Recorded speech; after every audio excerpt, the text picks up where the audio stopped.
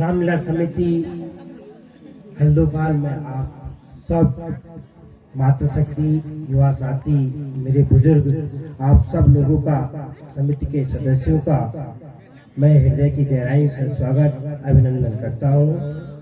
समिति के अध्यक्ष आदरणीय संजय गौड़ जी, महासचिव देवेंद्र रावत जी, मीडिया प्रभारी बड़े भाई मनोज मधवाल जी, कुलदीप नेगी जी, ललित रावत जी, दीनदयाल भदौला जी, श्री शिशपाल रावत जी, छोटा भाई कुलदीप रावत पहाड़ू के राय मेरे भाई मेरे साथ बैठे हैं। आपका स्वागत अभिनंदन। मेरे साथी प्रदीप रावत जी, आपका भी रामलीला समिति में स्वागत अभिनंदन। मैं सर्वप्रथम आज प्रथम दिवस के श्री रामचंद्र जी के चरणों में वंदन करता हूँ, नमन करता हूँ। माँ भूंगी देवी के सानिध्य में सुंदर रामलीला का आयोजन जो समिति कर रही है, समिति के सभी पदाधिकारी गण सदस्यों और जितने भी राम भक्त आज प्रथम दिवस की रामलीला में उपस्थित हुए हैं, मैं आप सब लोगों को साधुवाद देता हूँ, धन्यवाद देता हूँ कि आप लोग आज श्री प्रभु रामचंद्र जी के जो लीला का प्रथम दिवस है उसमें आए, आपने अपना अमूल्य समय दिया।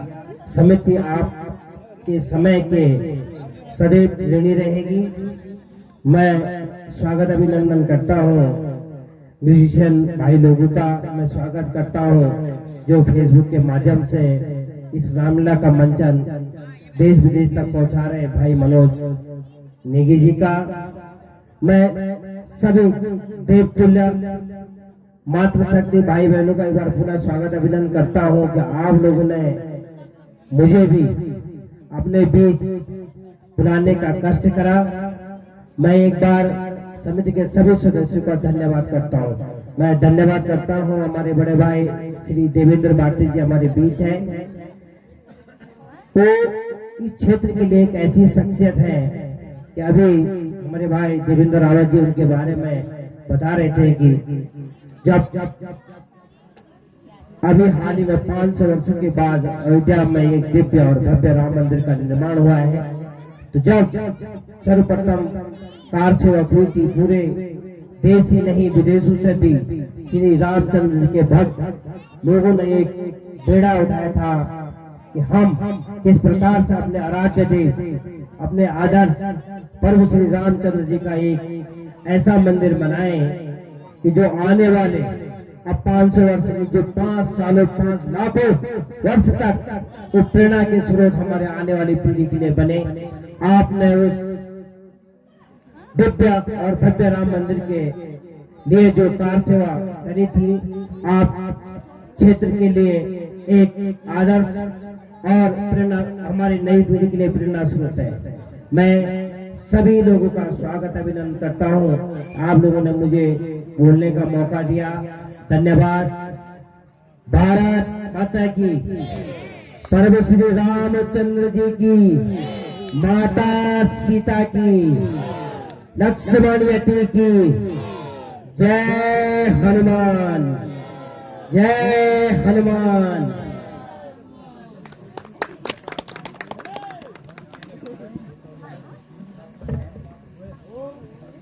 धन्यवाद भाई नीरजपन जी, आपका सहयोग हमें हर बार मिलता है और जब कभी भी इस प्रकार के सामाजिक कार्य क्षेत्र में होते हैं हम भी हमेशा आपको याद करते हैं और आपका निरंतर सहयोग हम लोगों को मिलता रहता है। इसके लिए पूरी रामलीला कमेटी हल्दूखाल आपका आभार प्रकट करती है और भविष्य में भी जब कभी भी हम लोगों को इस प्रकार से आपके सहयोग की अपेक्षा होगी, मुझे आशा ही नहीं पूर्ण विश्वास है कि आप हमेशा हमारे साथ कंधे से कंधा मिला करके खड़े रहेंगे।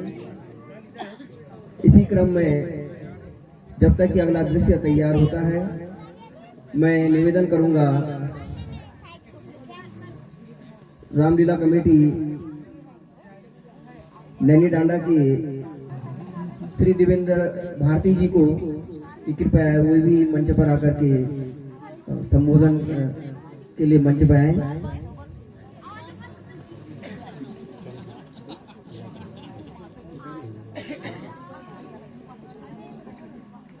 बोलिए मर्यादा पुरुषोत्तम भगवान श्री रामचंद्र की। हल्दूखाल में आयोजित वर्ष 2024 की इस रामलीला मंचन में आज मुख्य अतिथि के रूप में पधारे अपने भाई नीरज पंत जी, हमारे बीच में पधारे प्रदीप रावत जी, हमारे बीच में पधारे बहुत ही अपने क्षेत्र के, मैं कहूँगा कि मीडिया के माध्यम से और सामाजिक कार्य के माध्यम से अपने इस क्षेत्र की बातों को उजागर करने वाले ऐसे पहाड़ों के राही श्रीमान कुलदीप रावत जी, इस रामलीला कमेटी के समस्त पदाधिकारी, कार्यकर्ता, पात्र, वादक बंधु, हमारे बीच में सोशल मीडिया से जुड़े हुए हमारे मनोज स्टार जी इस समय कैमरे के साथ में खड़े, और सबसे महत्वपूर्ण हमारी इस लीला के इस वर्ष के अपने डायरेक्टर साहब, आपका भी बहुत बहुत अभिवादन करता हूं। अभी मेरे बारे में एक दो बातें बोली गई। मैं अपने जीवन की दो ही उपलब्धि मानता हूं, एक तो राम मंदिर का आंदोलन और दूसरा उत्तराखंड राज्य प्राप्ति का आंदोलन।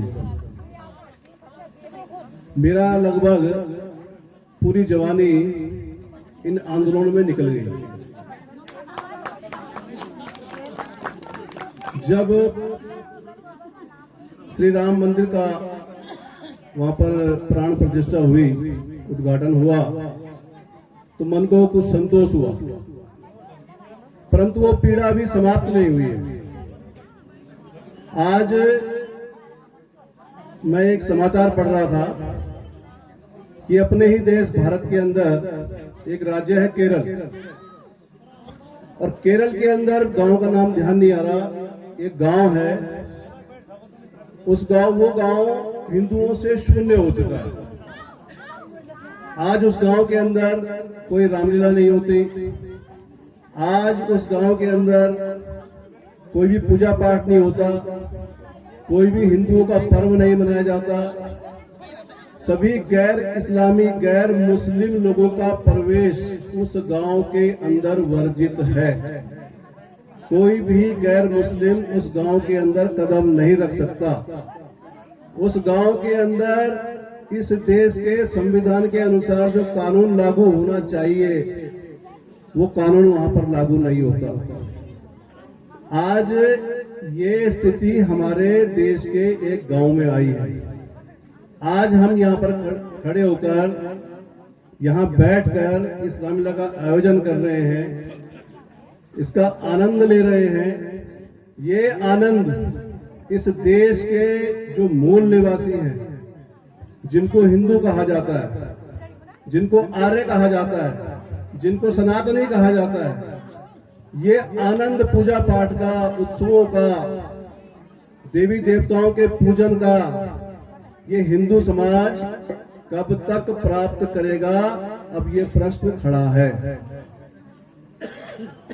आदरणीय योगी जी ने बांग्लादेश की घटना के बाद जब वहां पर हिंदुओं पर अत्याचार हुआ तो उन्होंने एक नारा दिया कि बटेंगे तो कटेंगे, और ये बात सबके दिल को छू गई। और क्योंकि यह सत्य है और सच्ची बात सबके दिल को छूती है, आवश्यक रूप से छूती है।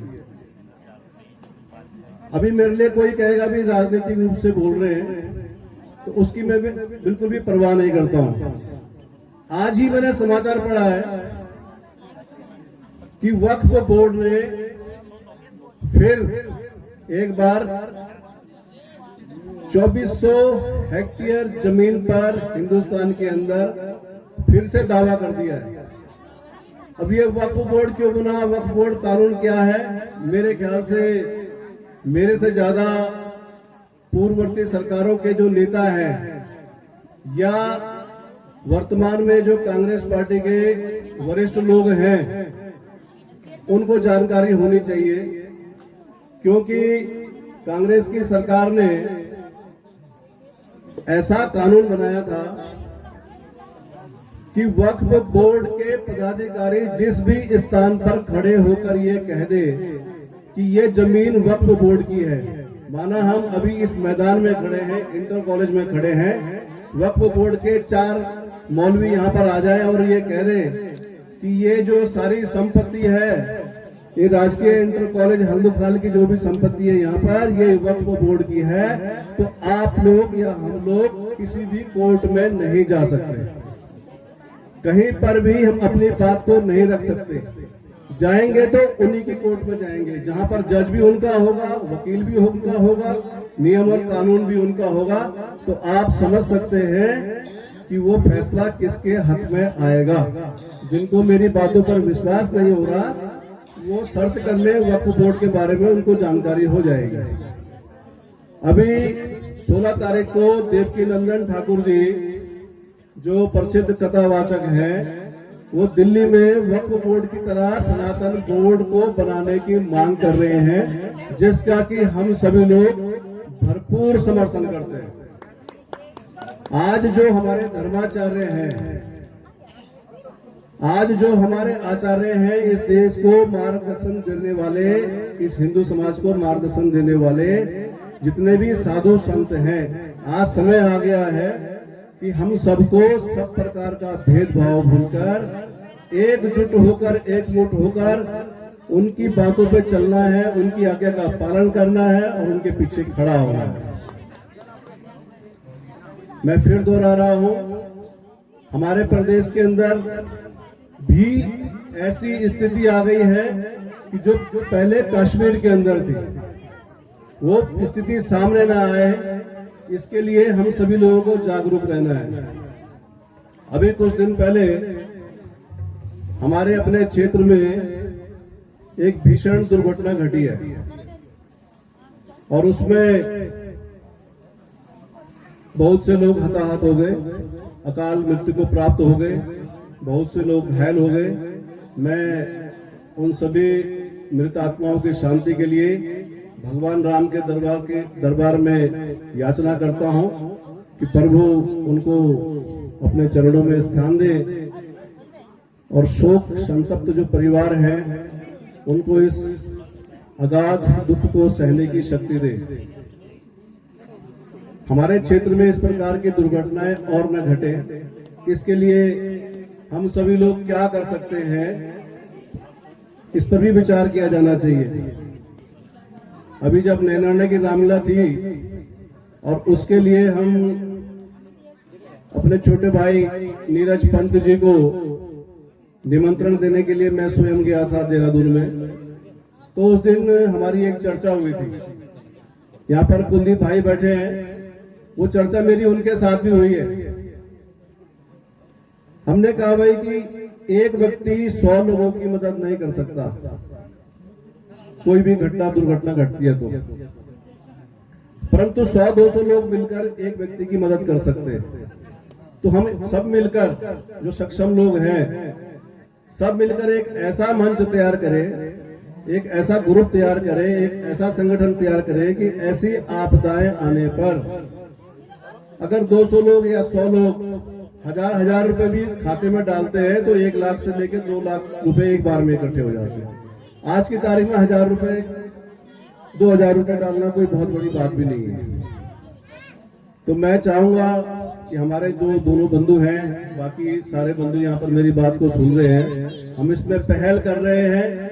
अपने क्षेत्र के जो लोग हैं यहाँ पर, जो दीनहीन स्थिति में हैं, उनका भी किसी प्रकार से हम सहयोग कर पाए इस मंच के माध्यम से, ऐसा एक मंच हम खड़ा करने का प्रयास कर रहे हैं। आप सभी लोगों का इसमें सहयोग मिलेगा। बहुत बहुत धन्यवाद। जय भारत, जय उत्तराखंड, जय श्री राम। शानदार भव्य रामलीला में हमें निमंत्रण देने का, और यहाँ पर कुछ छोटे छोटे बच्चे भी हैं, कुछ माताएं बहनें भी हैं, कुछ समिति के लोग भी हैं। उन सब से हम कुछ बात कहना चाहते हैं इस रामलीला के माध्यम से। एक तो अभी हमारे जो क्षेत्र में घटना घटित हुई है, वाकई में पूरे उत्तराखंड को इस घटना ने दर्द दिया है, सभी को बहुत पीड़ा हुई है। लेकिन इस घटना में हम अगर किसी की मदद कर सकते हैं तो सभी लोग जरूर आगे आए, क्योंकि कुछ ऐसे परिवार हैं जिनका कमाने का पूरा साधन खत्म हो गया है। किसी के पिताजी एक्सपायर हो गए, किसी के बच्चे एक्सपायर हो गए, कोई नहीं बचा। तो ऐसे जरूरतमंद लोगों के लिए हम लोग आगे आए हैं। हम लोगों ने फंड रेज करना शुरू कर दिया है, उनके लिए हम कुछ ना कुछ करेंगे। तो मेरा निवेदन है कि क्षेत्र के और लोग भी इसमें आगे आए और मदद करें।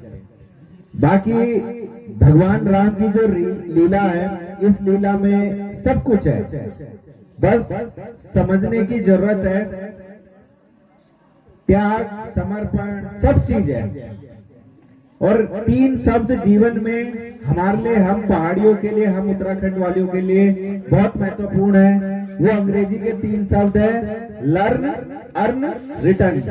मैं आपको इनका मतलब भी बताता हूँ। लर्न, अर्न, रिटर्न मतलब, लर्न मतलब पढ़ाई करना, अर्न मतलब कमाना, पैसा कमाना, और रिटर्न मतलब वापस देना। तो हमारे इस नैनीडांडा ब्लॉक से इतने महान लोग आज बड़े बड़े पदों पर पहुंच चुके हैं, बहुत बड़े बड़े बिजनेसमैन बन चुके हैं, बहुत बड़ी बड़ी कंपनियों में नौकरी कर रहे हैं, पढ़ाई उन्होंने गांव से करी है। लेकिन एक जो रिटर्न वापस करने की जो भावना है, वो बहुत कम देखने को मिली है। मैं एक उदाहरण भारती जी का देना चाहता हूं। इन्होंने गांव से पढ़ाई करी, उसके बाद इन्होंने नौकरी चाकरी व्यवसाय किया। आज ये इस मातृभूमि का कर्ज चुकाने के लिए पहाड़ों में है, कुछ रिटर्न कर रहे हैं इन पहाड़ों को। मैंने भी गांव से पढ़ाई करी, दिल्ली में नौकरी कर रहा हूं, पहाड़ों में आता हूं, तो यहाँ कुछ ना कुछ रिटर्न करने के लिए आ रहा हूं, इस मातृभूमि का कर्ज चुकाने के लिए आ रहा हूं। और यही भावना मैं चाहता हूं हर किसी के अंदर आए। आज जो ये बच्चे छोटे छोटे बैठे हैं, हो सकता है आगे इनमें से कोई IAS अफसर बने, PCS बने, कोई बड़ा बिजनेसमैन बने। तो ये रिटर्न की भावना जरूर होनी चाहिए। और रामलीला में भगवान राम की जो जन्मभूमि थी वो अयोध्या थी, लेकिन जो कर्म भूमि थी, उनकी जो कर्म भूमि वो जंगलों में बिताई उन्होंने। और उसके बाद रावण का वध किया। वो चाहते तो लंका पे राज कर सकते थे, आराम से उसी सिंहासन पे बैठ सकते थे, सोने की लंका थी। लेकिन उस सोने की लंका को त्याग कर वो वापस कहाँ आए? अयोध्या में आए। मतलब रिटर्न करने के लिए आए, अपना कर्ज चुकाने के लिए आए, अपनी मातृभूमि, अपनी जन्मभूमि का कर्ज चुकाने के लिए वापस आए। तो यही भावना मैं चाहता हूँ हर उत्तराखंड वासी के अंदर आए, हर हल्दुखाल वासी के अंदर आए, हर नैनीडांडा ब्लॉक के वासी के अंदर आए। धन्यवाद। जय भारत, जय उत्तराखंड, जय श्री राम।